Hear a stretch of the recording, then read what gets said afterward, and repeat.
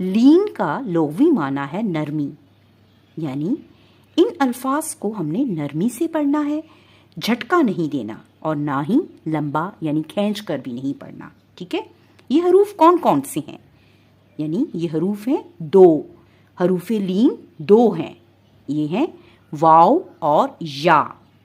یہ کب لین حروف بنیں گے؟ جب واو ساکن اور یا ساکن سے پہلے زبر آئے گی، یعنی دونوں حروف ساکن ہوں گے اور اس سے پہلے زبر ہوگی، تو یہ لین حروف ہوں گے۔